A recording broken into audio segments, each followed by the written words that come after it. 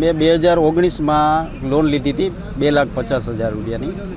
તેની મેં ઓલરેડી ભરપાઈ કરી દીધેલી છે. એ છતાંય જ્યારે સમાધાનની વાત કરીએ અમે, ત્યારે પરાગ સોલંકી અમને એમ કહે છે કે અમે જીવતા માણસ સાથે તો કોઈ દિવસ સમાધાન કરતા જ નથી. આની પહેલાં અમારી સાથે એક ગુનો નોંધાયેલો છે. અમારું કોઈ કાંઈ બગાડી શકતું નથી. 2.5 લાખ રૂપિયાની લોન લીધેલી હતી સાહેબ. ચૂકવા ટોટલ અત્યારે 4 થી 4.5 લાખ રૂપિયા ઓલરેડી ચૂકવી દીધા છે. જેમાં કેસ જે અમે કોર્ટની અંદર ભરી છીએ એ તો એના ક્યાંય સ્ટેટમેન્ટમાં આવતા જ નથી.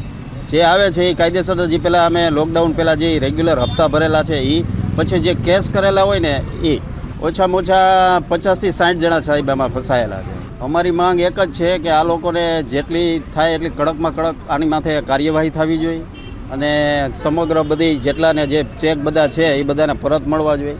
મારી સાથે આ લાલજીભાઈ છે એ પણ વીરપુરના જ છે અને એની સાથે પણ આવી રીતે સમાધાન કરી અને પછી પણ પાછા ચેક લીધેલા છે. મેસન ક્લબ કોઓપરેટિવ સોસાયટી 2020માં લાગેલી જોબ ઉપર Mason club credit cooperative society કરીને છે વૈશાલીનગર 7માં. ચેરમેન છે પરાગ સોલંકી અને મેનેજર છે વિવેક ટાંક. બરાબર છે. હવે મેં આશરે 2 થી 2.5 વર્ષ જોબ કરેલી છે ત્યાં. જ્યારે જોબ સ્ટાર્ટ કરી ત્યારથી જ એને ચેક લઈ લીધેલા હતા અમારા, કે તમારે સિક્યોરિટી પેટેના ચેક આપવા પડશે અને કોરા પેજમાં સાઇનનું અમને કીધેલું નહોતું, પણ એમને ઓફર લેટર દ્વારા અમારી આગળ સાઇન પણ કરાવી લીધી છે કોરા પેજમાં. અને આવી રીતે મેં 2.5 વર્ષ કામ કર્યું છે. તો હું એટલો તો દાવો કરી જ શકું કે જેટલા પણ લોનીઓ હતા એ બધાના 4 થી 5 કોરા પેજમાં સાઇન કરેલી છે. તથા 7, 8, 9, 10 જેટલા મન પડે એટલા ચેક પણ લઈ લીધેલા છે ત્યાંથી. મારી જેમ બીજી છોકરીઓ પણ ત્યાં ભોગ બનેલી છે.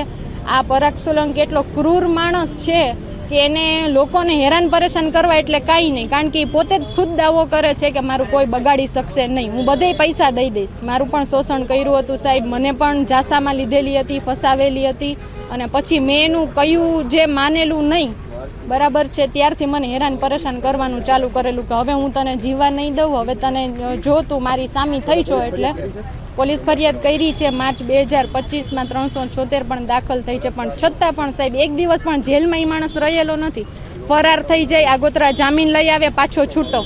અને અમે સર ગરીબ માણસો છીએ, અમે ક્યાં સુધી પહોંચી શકીએ? હાઈકોર્ટમાં અમારી આગળ 50 થી લઈને 1 લાખ સુધીની ફી અફોર્ડેબલ ન થાય કે અમે દઈ શકીએ. પ્લસ અમારું કોઈ સાંભળતું જ નથી. ત્યાં 2 થી 3 વાર ગઈ કે ભાઈ આજે છે માણસ, એ મને જ્યારથી છૂટો થયો છે ત્યારથી લઈને 7 થી 8 કેસ મારી ઉપર કર્યા છે. 1 રૂપિયો પણ લીધેલો નથી એની આગળથી સાહેબ. છતાંય મારી એ જ માંગ છે કે માણસને જેલ હવાલે કરો, એના પરિવાર જણાને બધાને જેલ હવાલે કરો, જેથી ગરીબ માણસોનું શોષણ થતું બંધ થાય. એ બહાર હશે, બરાબર છે, ત્યાં સુધી તો એ બધાને હેરાન કરવાનું છે. શું કામ? કારણ કે એની પાસે ચેક છે, કોરા પેજમાં સાઈનું છે, એટલે એ બધું કરી શકશે. એને ખબર છે કે આના સિવાય કોઈનો કાંઈ ઉધાર છે નહીં. અને હકીકતમાં પણ રજિસ્ટ્રારમાં 2 વાર ફરિયાદ કરેલી છે મેં કે આ મંડળીને બંધ કરાવો. મારી ખાલી સરકારની એ જ અપીલ છે કે આની બંને મંડળી બંધ થાય. આ બંને મંડળી મેસન ક્લબ ક્રેડિટ કોઓપરેટિવ અને મનીધારા ક્રેડિટ કોઓપરેટિવ છે, એ બંને બંધ થાય. બસ એને રદ કરવામાં આવે એટલી જ મારી માંગ છે. એ પૈસેથી હારશે તો જ એ જંગ છે અમે જીતી શકશું. અમારા ગરીબ માણસોની હેલ્પ કરો, બસ.